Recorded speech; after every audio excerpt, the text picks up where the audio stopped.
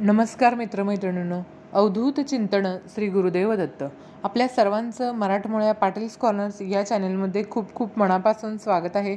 आजचा दिवस तुमचा खूप छान जावो आणि स्वामी तुमच्या सर्व चांगल्या इच्छा पूर्ण करो ही स्वामींच्या चरणी प्रार्थना करते आणि आजच्या या व्हिडिओला सुरुवात करते.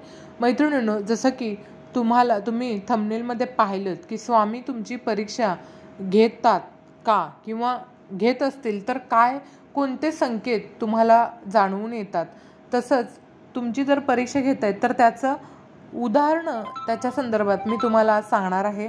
तर व्हिडिओ स्किप न करता पूर्ण पहा, म्हणजे तुम्हाला नक्कीच तुमच्या प्रश्नाचं उत्तर मिळून जाईल.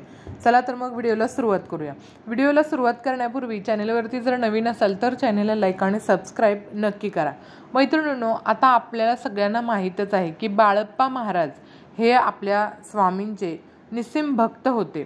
तर श्री स्वामींनी बाळप्पांना हाक्याच्या मारुतीजवळ साधनेला अनुष्ठाला बसवलं होतं. अनुष्ठानाला तर साधारण काळ 1874 तेव्हापासून अखेरपर्यंत म्हणजे सन 1910 पर्यंत मुठभर शेंगदाणे आणि ग्लासभर पाण्यावर ते राहिले होते.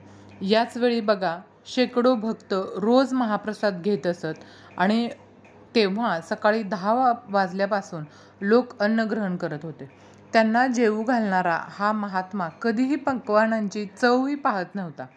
मग याला काय म्हणायचं तुम्हीच सांगा. आता इतरांप्रमाणे ते जर जेवले असते ना तर ते कोणाचाही ना नव्हता, पण तरीसुद्धा ते कधीही जेवत नव्हते. त्यांनी कधी तक्रारसुद्धा केली नाही. एका साध्या सेवेकऱ्याला श्रींनी उत्तराधिकारी बनवलं होतं बघा. त्यांनी साधना करताना कसलीही कसर सोडली नाही. त्याप्रमाणेच श्री गंगाधर महाराज बाळप्पांचे उत्तराधिकारी. सद्गुरूंनी सकाळी देह ठेवण्याची निर्वानिरव सुरू केली म्हणून सकाळच्या पूजेच्या वेळी घेतलेल्या 2 आचमनावर ते दिवसभर राहिले होते बघा. नंतर बाळप्पा महाराजांच्या समाधीची धावपळ झाली. काहीच खाता आले नाही. सद्गुरू सद्गुणातून निर्गुण स्वरूपात गेले, पण प्रसाद घेण्याविषयी बोलणं झालं नाही. म्हणून पुढील 1 वर्ष श्राद्ध दिनापर्यंत रोज पूजनाच्या वेळेच्या 2 पळी पाण्यावरच ते राहत होते. पूजनाच्या वेळेपर्यंत शरीर अस्थिपंजर झालं होतं. बाळप्पांची सुंदरबाई नामे मुलगी गाभाऱ्यात घेईना तरी न चिडता तिला आई म्हणून प्रदक्षिणा मार्गात देव मांडून बसले होते. पुढच्या श्राद्धाला अनेक भक्तांना जेव्हा हा उपोषणाचा विषय समजला तेव्हा त्यांनी अन्नग्रहणाचा आग्रह धरला आणि चिठ्ठ्या टाकल्या.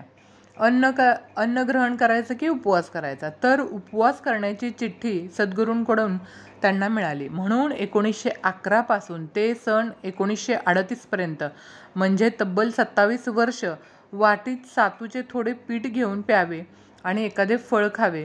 कल्पना करा, आपण 1 दिवस तरी असे राहू का?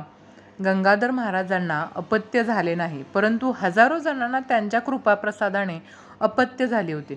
त्यांनी कधी स्वतःसाठी देवाकडे तक्रार केली नाही. अशा साधकांच्या मुखातून निघालेल्या एका वाक्याला झेलण्यासाठी तत्पर असणाऱ्या भगवंताला या लोकांनी कधी अपेक्षाची बोलायची संधीसुद्धा दिली नाही. त्यांच्यासमोर तुमची आमची काय हो साधना. आता तुम्हाला अजून एक उदाहरण सांगते, ते म्हणजे दादर मुंबई येथील श्री स्वामी मठाचे स्थापक जे आहेत ते बाळकृष्ण महाराज. हे अखेरच्या दिवशी एका तुळीला लावलेल्या दोऱ्याला लटकत गोल गोल घुमत होते.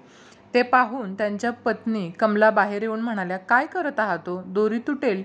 महाराज हसत म्हणाले, ती तर केव्हाच तुटली आहे. कमला माता चमकल्या. नंतर त्यांना बोलावून बाळकृष्ण महाराजांनी वचन घेतले की श्री स्वामी समर्थ हा जप रोज 30,000 झाल्याशिवाय जेवायचं नाही. आईंनी शब्द दिला. महाराज स्वस्वरूपात मिसळले. नंतर हा रोज जप करेस तोपर्यंत कमला मातांना जेवण घेणंच काय, स्वयंपाकही करायला वेळ पुरायचा नाही. त्या साधना करून झोपी जायच्या आणि स्पष्ट नोंद आहे की अशा सलग 3 वर्षाच्या जप नियमानंतर त्यांना थोडा वेळ मिळू लागला. तेव्हा त्यांनी 3 वर्ष अन्नच खाल्ले नसल्याचे, तोंडात अन्न जाईना, तोंडात अन्न खाल्लं नाही, त्यामुळे त्यांच्या तोंडामध्ये अन्नसुद्धा जात नव्हतं. तेव्हा बाळकृष्ण महाराजांचे श्रीगुरू तात महाराज तेथे प्रकटले आणि त्यांनी आईंना एक लाडू खायला दिला तेव्हा कुठं त्यांच्या गळी घास उतरला. म्हणजे 3 वर्षाचं उपोषण कमला माता करत होत्या. आपण 3 दिवस तरी करू काय हो? हे आत्मबल कार्य करतं. तुम्हाला कुणी उपाशी ठेवलेलं नाही किंवा तुमच्या क्षमतेला तुम्ही जोखले, हे साधण्याचं हे सामर्थ्य आहे बघा. आता सांगा, आपण यामध्ये कुठे बसतो? ज्याला मुली झाल्या तो मुलगा नाही म्हणून रडतो, ज्याला नोकरी मिळाली तो छोकरी पटत नाही म्हणून रडतो, आणि ज्याचं घर आहे तो बंगला नाही म्हणून कोलमडतो, ज्याच्याकडे गाडी नाही तो ती मिळवण्यासाठी नवस करतो. आपल्याकडे असलेल्या गोष्टीत आपण समाधानी नाही, दुसऱ्याच्या सौख्यात आपल्या अपेक्षा धाव घेऊ लागतात. मैत्रिणींनो, समाधान नसणं हे नैराश्याचं मुख्य कारण आहे. तर आपण भगवंताकडे निरपेक्ष भावनेने न पाहता श्री स्वामी हा आपला जणू देणेकरी आहे असं समजतो. मूलतः रस्त्यावर बसलेला भिकारी जो असेल किंवा मंदिराबाहेरचा भिक्षेकरी व आपण, या दोघांमध्ये केवळ कपड्यांचा आणि ढोंगी वागण्याचा काय तो फरक आहे. प्रत्येक जण काहीतरी मिळवण्यासाठी देवाकडे जात असेल तर त्याला मुळात साधक म्हणून घेण्याचा अधिकार तरी आहे का, याचा सर्वांनी विचार करावा. आता मी वर तुम्हाला 3 उदाहरणं सांगितले. या तिन्ही उदाहरणांमध्ये शेकड्यात देता येतील. किती कष्टाची परिसीमा या साधकांनी गाठली आहे. आपण गडबडीत असलो ना तर बाहेर पडताना पूजापाठ टाळून जाणारे अधिक भेटतील, आणि नवस पूर्ण झालं की विसरून जाणारे पण सुद्धा बहुतेक असतातच. देव याला कसला अडथळा आणणार? आपली चूक आपल्याला डाचत राहते. सोयीने उपासना करण्यावर सर्वांचा भर असतो. भगवंताने लाखो करोडो अब्ज जीव बनवले, त्या प्रत्येकाला वाटतं देवानं आपल्याकडे पाहावं. पण आपण असे काय केले आहे की ज्यासाठी भगवंतानं म्हणजे श्री स्वामींनी आपल्यासाठी वेळ काढावा? जरा विचार करा देवा.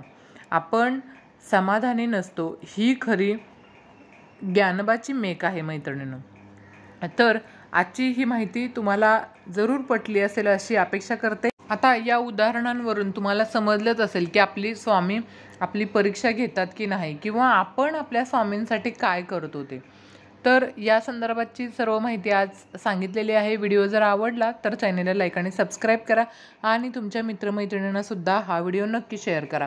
भेटूया तशाच नवनवीन माहितीपूर्ण पुढच्या व्हिडिओमध्ये. तोपर्यंत धन्यवाद. श्री स्वामी समर्थ. जय जय स्वामी समर्थ.